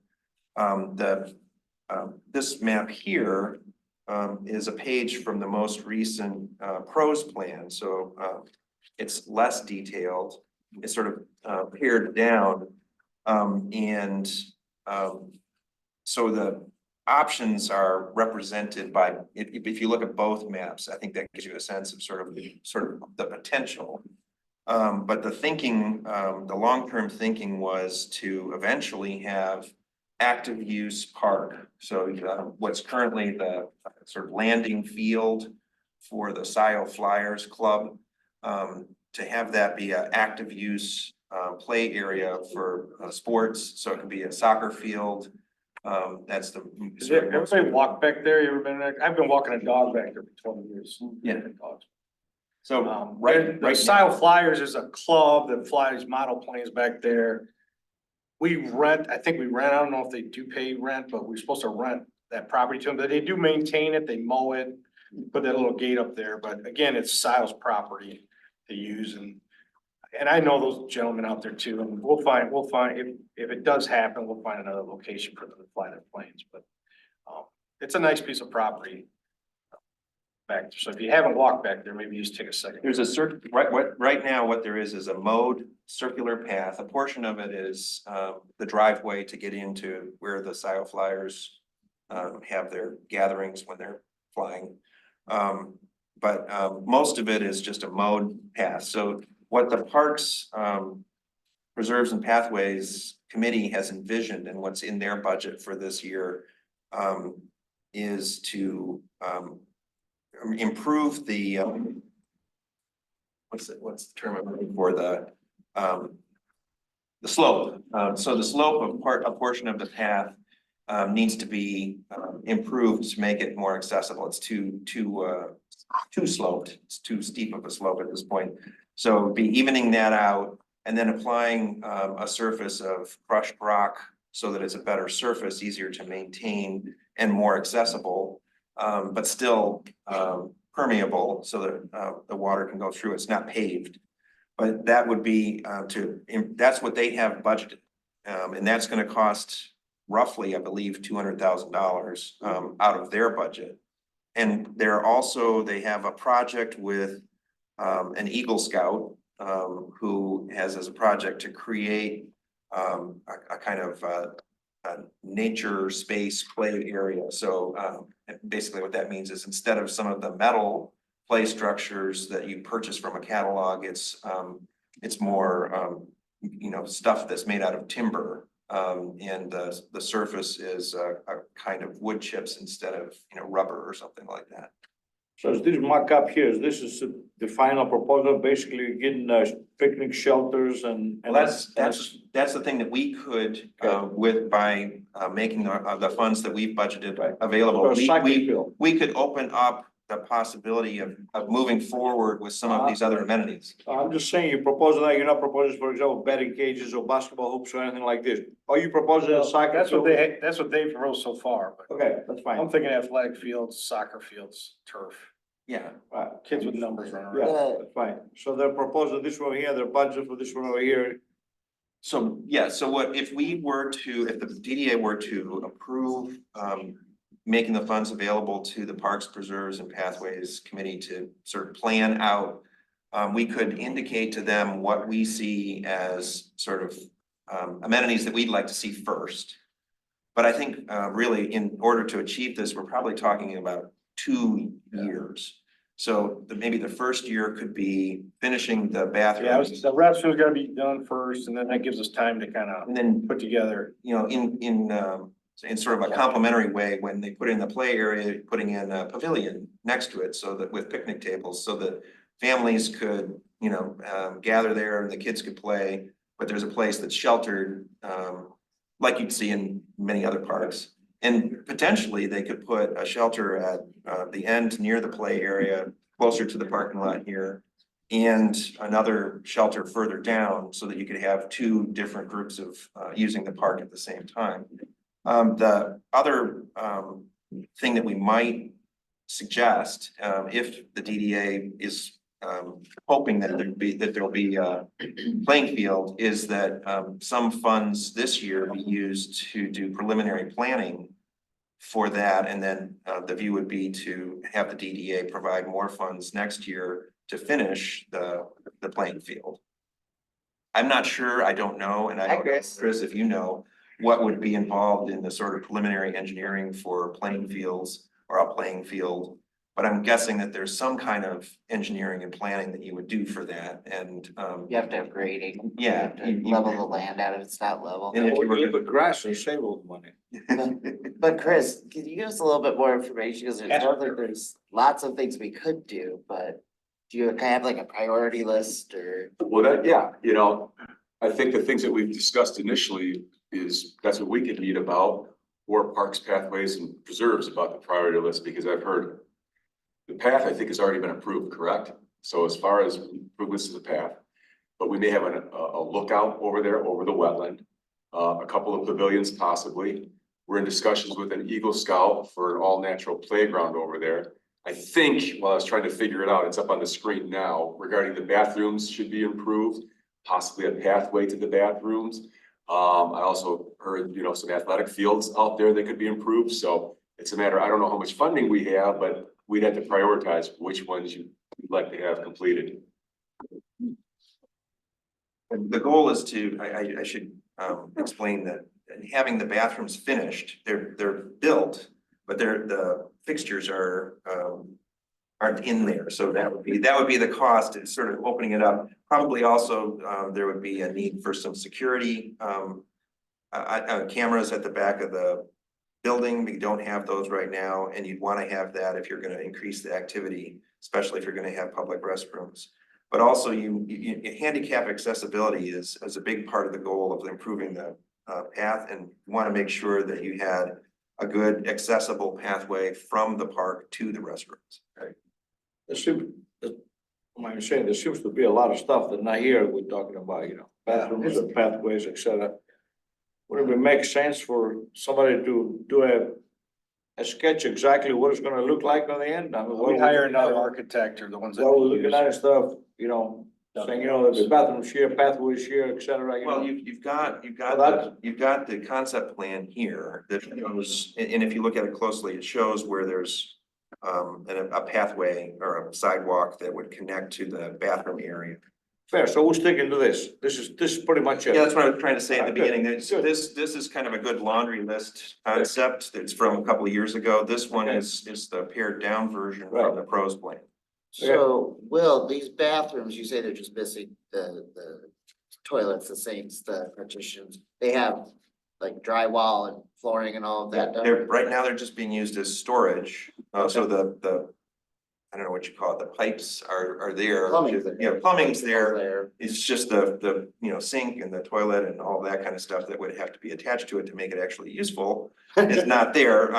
And so, even though those were built with the anticipation that they would be public restrooms to be used in conjunction with the park, they never got finished. I think Bryce added them, Bryce Kelly, when he was township manager, added them at the suggestion of the then Parks Advisory Board with that intent, but they never have been finished, so they're just being used as storage right now. So probably $10,000 to finish bathrooms. I mean, after our meeting, if anybody wants to take a look, I've got access to them if you just want to peek in there and take a look at what the status is, And I- or even walk around. Yeah, and I back would there. suggest It's walk nice back out. a little ways and I look can at the show you park too. exactly what's being proposed. Yep. Well, the camp, what's to add on board the bathroom. Again, this would be a 2 to 3 year project. And again, some of us soccer parents, we've been to Livonia and Canton. They have a lot of athletic fields right next to their municipal buildings. So I think it makes sense to use this property as well. And it's beautiful property and more people can use it. The DDA is supposed to help with the economy. There'd be teams coming here. They'd stay in our hotels, eat at our restaurants. So I think it'd be a good use of land for our community as well as others seeing Scio Township bring them here. But and Scio Township currently doesn't have a park. We have nature preserves. We have nature preserves that are a little bit more park-like. But this is the closest that we have to an active use park. And the idea is that it's located within the Downtown Development Authority district, so it's eligible for investment.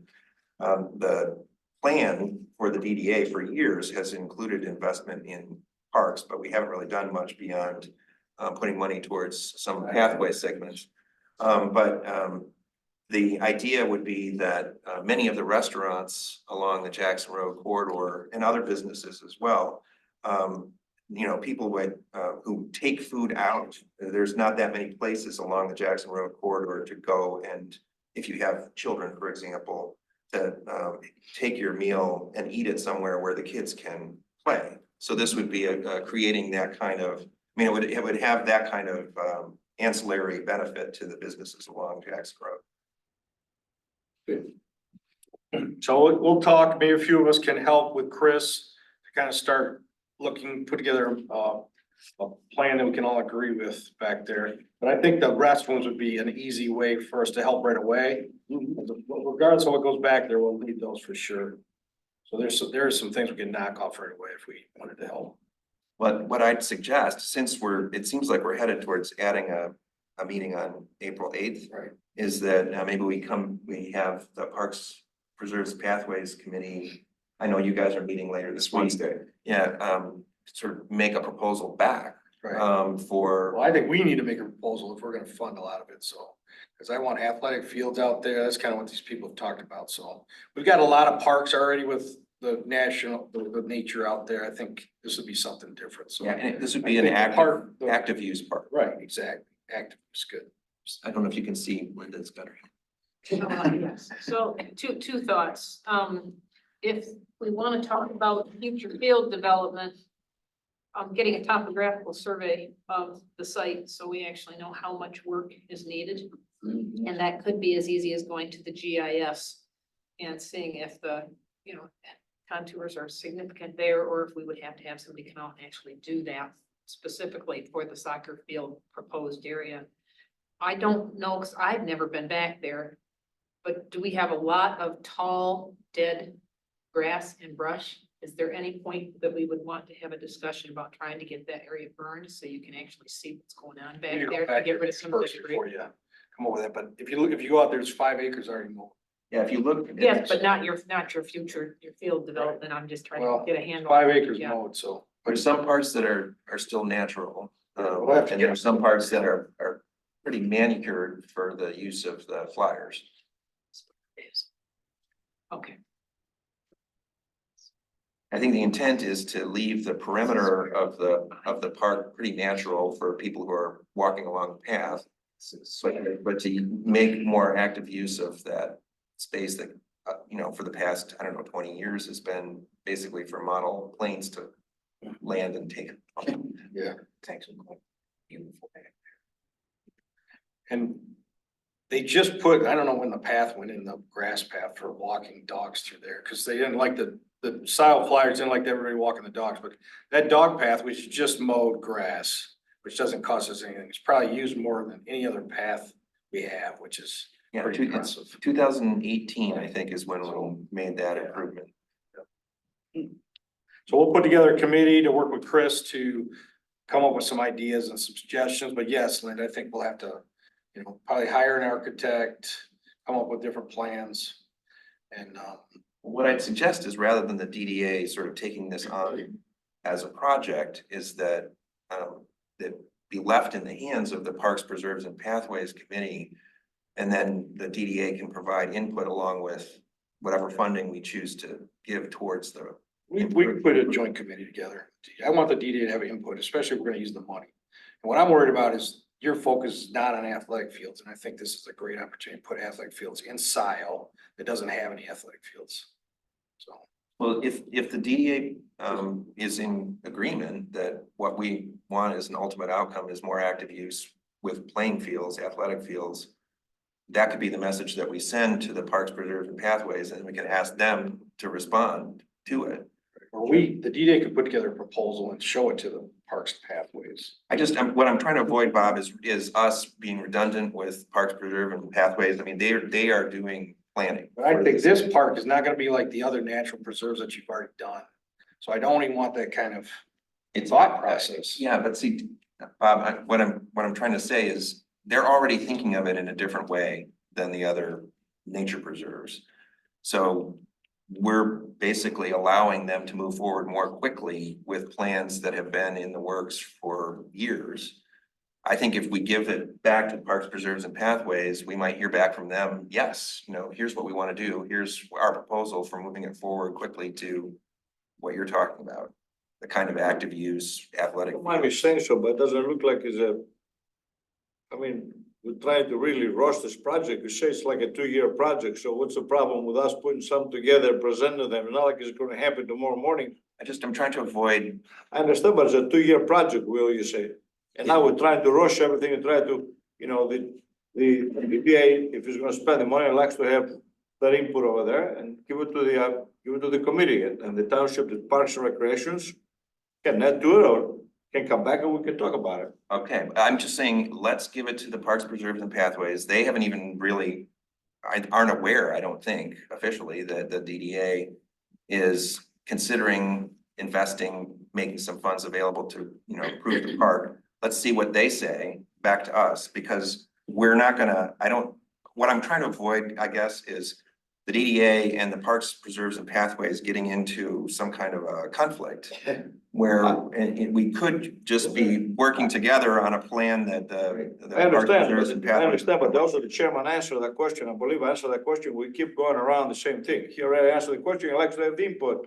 So if our part needs to have the input, I think we should, for the second time, I think we should move in second. Next time on the agenda, I think we should beat this thing to death. He already said he likes to put something together, present to the township, and we keep going around on the same thing. I don't think if, for the second time, it makes any sense to keep talking about it. Okay, so let's see what the Right. Parks, Preserves and Pathways Committee says at their meeting on Wednesday. And then when we meet again on April 8th, It's fine. we can react to that. Right, or I see a committee with both parks and DDA together. And again, I think and I'll send the links out, if you look at what Chelsea's done and Dexter's done with both public and private funding, it's a great model for success. So part of what we're saying to Parks, Preserves and Pathways is that the DDA would like to have active input into the plans. Yes. Okay. Are you getting this? Yeah, sure. We all need Sure. restrooms. We all need restrooms. All right, Good. Marketing software, I would like to vote on buying that constant contact software. Linda and I can have access to it. It would be limited. I don't see us using it a lot, but again, I think it would be a good place to gather the data of the businesses and so that an annual rate would be about $420 a year for the standard version. well, this is the. Constant contact. That's kind of. I'd like to make a motion that we get in constant contact with the DDA to use the park. Second. I'll Anybody, did second. you guys use constant contact? No. I know Okay, what it is. No, I know people who do, yeah, it's- but I think since this is an expenditure, we'd probably have to call. okay, all right, do we have a second? Yes, we had, I think you seconded it. All those in favor say aye, vote Ryan. Yeah, aye, Gus, Tim, Yes. Will, Aye. Jeff, Yes. Linda, Yes. Bob, aye. Motion passes, thank you. And if you know, I'll send out a secure email of the list that I have. And maybe there's some business names on there, you know them, and you can add their email address on there, we'll just keep on collecting in there. So, all right, the DDA budget that we approved. I think I don't know if it got approved by the trustees. Again, my understanding, and I try not to get into the weeds too much, but that the trustees can only approve our budget and any debt we issue. Now, whether they gotta approve these road things, I don't think they do, but I don't wanna fight over it. But again, they have to approve this budget, and I don't believe they've approved it yet. Have they approved our budget? It's part of the budget that the board will vote on presumably that's the plan anyway, on the 19th. So our next meeting is March 19th. Do we need to make any adjustments to the budget? Well, that's a good question. It seems like what's budgeted, we don't have to spend. But as long as it's in the budget, My only we question, could spend it. I didn't bring the budget with me, so shame on me, but the road repairs that we just approved, did we have enough in there for that? Yes, 500,000 was budgeted. Then I can't think of anything that we've changed since then, with the exception of the bus shelter issue. Because we had the money flowing through the DDA for the additional bus shelters. And the conversation after the last DDA meeting was they wanted that to flow through the bus fund. oh no, I don't- The money was donated in the new Yes, projects. Yes, that bus money? Well, I guess it could. The question is, who's likely to install bus shelters? I think that just got put in the DDA budget because people were trying to find a place to put it. And the DDA had installed bus shelters in the past. correct. But my understanding was the subsequent conversation, which I was not a part of, was that township wanted that to flow through the bus fund, not through the DDA. So that the $30,000 we've already received would then be moved from the DDA to, I don't know. I'm not sure a decision was reached on that. I don't know, because I was Yeah. excluded from the budgeting process. No. I don't know the answer to this. But other than, I mean, it doesn't matter if it's in there or if it's not, it can always be adjusted later. And if we Well, I don't guess- spend it, we don't spend it, so it doesn't matter. Right. I think it could stay there. Sort it out later. The question I think is with the cost allocation, if the DDA chooses to pay the cost allocation and the board seems on the verge of requesting or expecting, that would be an increase over what we have budgeted to pay to the township. Correct. Now, question that arose before everybody got together was apparently in the cost allocation plan, it says the DDA has a computer and we're being charged for that in the cost allocation plan. DDA doesn't have a computer? No, I understand we don't have a computer. I'm not sure of the elements of the formula that arrived at the figure. The township is asking for cost allocation. I don't know what all of the elements are of it.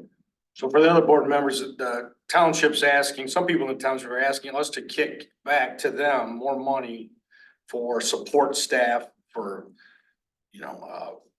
photocopies, I guess. I don't know what for, but they said we have a computer there, but they're asking for close to $24,000. We pay for Sandy, we used to pay directly for Sandy, and then we pay for the auditing directly. I copy most of the stuff in my office. But that's why I'm asking if the budget needs to be changed to Additional 24,000 besides? 24. No. The total, let's not get too confused. So we budgeted, the DDA has approved a budget. It includes about $14,000 in various payments for various things. There's two. There's what is listed under full-time salaries, which is to reimburse the township for what the 4,800 that we used to pay directly to me. And then there was 4,300 or 4,500 that was to pay for AP time, any office supplies. It was a negotiation between when Spalding Clark was the supervisor and the DDA board several years ago. So 4,500 for that, 4,800 for me. That's per year? Yes. And then Audit. the DDA has always paid a proportionate share of the audit, which was, I believe, 5,500. And in this budget, I upped it to 5,600. I think it was because, the audit fees go up, so I upped the DDA share.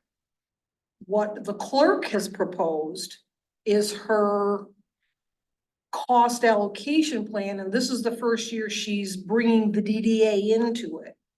So instead of 9,300 plus 5,600, she wants 24,000 or a little over 24,000. It's- Somewhere in there, 25,000. It's about a $10,000 difference. Right. And what are we getting for 10 grand? Well, it's So we got last. it's not so much like what are we getting? It's sort of like, here are the central costs of the administration of the township, and there's this formula that is being used to apportion them to various, units of the township to make sure that those units are helping to carry the cost of these core administrative functions. So it's the finance function, and that includes the treasurer, so the collection of revenue. So primarily it's those two functions, but it also includes the cost of the annual audit, a share of the cost of the annual audit. And there's a formula that's used to arrive at the figure. And that's the difference between what we have budgeted and what the formula is that would arrive at this higher figure. But if in the cost allocation plan, she's charging based on the DDA having a computer that we don't have, that should be removed. And then to look at what that cost would be without that in there, because that brings in IT and other things that. So I think what we're hoping for is that the Equipment. budget gets approved soon by the trustees as we approved it, because we voted on it, but it might not, there might be. Well, I think what the township's attorney was asked this question, like, what's the relationship between the board of trustees and the DDA in terms of this question?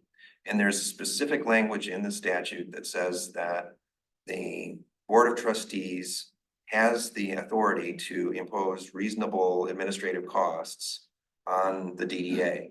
So I think what we can expect is that when the board of trustees approves the budget, that it will include this line for this cost allocation. From the DDA. So the question is, do we need to do anything at this point? Or is it a matter to be worked out in terms of the specifics of what in fact the DDA is going to pay? You know, what's included in that cost allocation figure, making sure that, you know, it doesn't include things that we're not actually using or. Is there a breakdown of that already? Well, presumably we can request and get that breakdown. I don't have it. We just Today. have Yeah. we have the calculation, but we don't have the work product behind the calculation. But we could request it. Yes. So I think what it sounds like is we're gonna have a budget, most likely, that includes both what we appropriated or what we appropriated, what we approved in our budget as the DDA board, and it will include this other cost, and it will be a choice of what to pay, because no payments will occur without the DDA board authorizing it. True. And so I think that's likely where we're headed, but it is a question, I think, we do need to have more information about what's in that cost allocation figure and make sure that it's not including things that we shouldn't be paying for. It's about 10 grand. It's about a 10 grand difference between Yeah, it's a lot of money. what we, 10,000. what we said and what they're saying. Well, you're paying for the space, you're paying for the space, you're paying for the heat, you're paying for the lights, you're paying for. Yeah. I mean, U of M does that too. Different departments reimburse each, but you know It's- what, what are we getting for it? Well, what are we getting? That's what I'm saying. Yeah. We got these nice, I'm not saying it's too much. Nice name tags. Yeah, it's common practice. It's just, you know, what formula, what way are you going to arrive at the figure? All right. So we'll wait. To answer the question, I don't think we need to change our budget at this point. But I do think it is going to be a Right. conversation And I in just the want near the future. rest of the board to be Right. what's going on. All right. We'll see what happens there. I'm on the backside here. We're getting ready. Landscape watering, you guys are gonna look into that again, and then we're at the budgets and the cash flow and the financial statements. Sandy put these in, and again, most of these bills that are in here are from that smooch project. For Tim that wasn't here, it was very interesting, environmental company contacted us to use us as the DDA as a flow through. So they got 900,000 from the state of Michigan to fix the smooch project, which they've been working on for 2 or 3 years, and did a cleanup. But again, it was all state money, but they need a local entity to go through it, so we helped them do it. So it's really, I'd like to have other projects like that, because it's all state funded. But all these bills are from that smooch project, a lot of them. Sandy, did they just get around to submitting us a bunch of bills, I would figure? Well, how the process works is, Jameson She is the one that is coordinating this whole thing. And so at the end of each quarter, she puts together her report that has to go to the state. And once the state agrees with the charges, then she submits the list of bills to me. She sends me an email. Neither of us know what happened, but the third quarter bills last year that we normally would have paid in November-ish or January-ish. She doesn't know if it didn't get sent or if it didn't get received, but I never got those bills, so they were never presented to the DDA. So when she was doing the fourth quarter, she realized the third quarter had not been paid for. Yeah. So she said, hey, and I said, I don't have it. And I went back through all my emails because I saved all of it into a special folder. I never got them. So she forwarded them on. That's why there's 2 quarters here. So it looks like we're way behind, but we're not, because the fourth quarter we would never have paid until now because she doesn't get that ready until January, February. And by the time it gets through the state and gets approved by them, we're always, basically what I'm saying is we're always at least a quarter behind. That makes sense. Plus, we only meet every 2 months. That slows things down too. Yeah. Right. Is there a reason why we had budgeted $1.85 million in income and we're only at 0.083? The winter tax roll has not been posted yet by the Oh, interim finance people. gotcha. So we have more. Yes, I am currently in the process of doing the final reconciliation for tax. As soon as I know what the final DDA numbers are, I can shoot you guys out the Excel spreadsheet that shows all the capture and everything. And then, it'll all get posted and brought up to speed by Plant Moran, who's doing the finance aspect of What it. should make our cash position also look better, correct? No, your cash position, Cash position matches. that cash position is fine. Okay. I mean, there's still money that's due the DDA. And that's what I'm finalizing out is how much is still due. The only thing that would really change is if you look at the balance sheet, it shows a negative receivable of TIR of 419,000. That's because the winter roll hasn't been. That should be a positive number. So that would get adjusted and the revenue would get adjusted. The cash is only gonna get adjusted when you get the final check.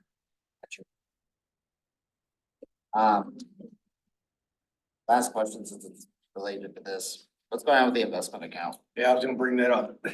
So everybody signed the documents. They're questioning the legal entity of the DDA. He forwarded some information to them. But hopefully we'll get that in soon. But it also sounds like we might be spending a lot of the money pretty soon, so it's a wash. But we should have we should set up the investment account obviously anyways. And we're using the same Co-American, the same company that Scio does. They're good guys. They seem to do this for a lot of municipalities. But as far as the bills go, it looks like really from the DDA perspective, the only one we have to It's lay out money $50. is $50 for the Fink and Fink. Right, we already have all the money to pay the smooge. Excellent. I move to pay the bill. Second on motion. All those in favor say aye. Roll call. This minute. Right, Brian, Yes. Gus, Tim, Yes. Will. Yes. Jeff. Yes. Linda. Yes. Bob, yes. Thank you. Motion passes. Anything else? Just going through here. So we're gonna do a cleanup day on the boulevard. I was gonna tell Washoe Road Commission, maybe they can provide some bags for us. But we've done this before. We get a hold of the business entity, West Washington Association. They have some people come out. We'll clean the boulevard, just walk up and down it. Try not to get hit by any cars. And Menards provides some yellow shirts that I still have, and the maintenance department here will give us some vests to wear. So we'll do that. Long-term plan we're still working on. Again, the smooch project we just approved so I think it was originally 800,000. They tacked on another 100,000. So we'll have to sign off on that. But again, it's just a flow through. Welcome sign we talked about, Keep giving enforcement more we money did, to the project, basically. investment counties went over, maintenance responsibility, we asked them. Again, Jay and Jeff are gonna, what I envision us is helping fund that maintenance fund for Scio to use. And I think we wanted to get a list, Sandy, of the properties that we still own on Jackson Boulevard. That's a good thing. Cause that's how that maintenance fund got funded in the first place. So maybe in the future, if we sell another piece of property. Yeah, I can speak to that, briefly. I met with, representatives from the Kiwanis. They're located on Stabler, North Stabler, and, they have an interest possibly in buying the little corner parcel that is owned by the township. Unfortunately, a lot of things that they would like to do with it,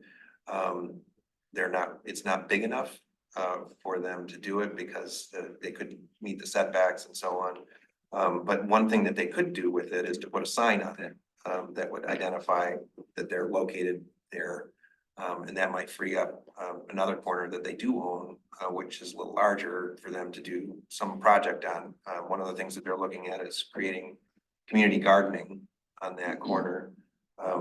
But they're also interested in doing something with Scio Township, because Scio Township also owns some land on North Stabler, and some of their property and our property are adjacent. They'd like, if we're interested, to possibly develop it as a place with trails. Yeah. Potentially a playground. So there's opportunities if the DDA gets kind of bitten by the active use play area bug, to do more of that kind of development in the DDA district. So how much money was left on the budget on that fund for the maintenance? I think about 600,000. Yeah. No? How Two much? hundred and forty-five No, thousand was what I saw. Like, Fund oh, 45. Yeah, I'm thinking 6 years worth of. yeah, 250, so, I was thinking that figure's a little high. right. I thought it was 280, but anyway, it's 240. Yeah. And if the number is 41,000 that we're paying right now, that's more like a 5-year, 6-year, 5-6 year contract. So if one way that we could add more money to that Yeah. account is to sell some of these little Sure. pieces of Yeah. land. Probably the most likely purchasers would be adjacent property owners because they are small. Correct. But that's one option for increasing the maintenance Gus fund. could put a building on this There thing. you go. Will, question for you, except for Tim, I, and yourself, everyone's appointment expires January 28th, 2025. Because we only meet every 2 months. I don't know, just a thought. I looked at it the other day, I was like, huh.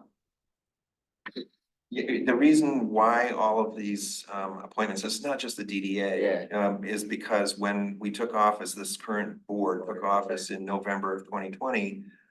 All of the appointments to all of the advisory boards had been allowed to expire. So we were trying to quickly address that situation.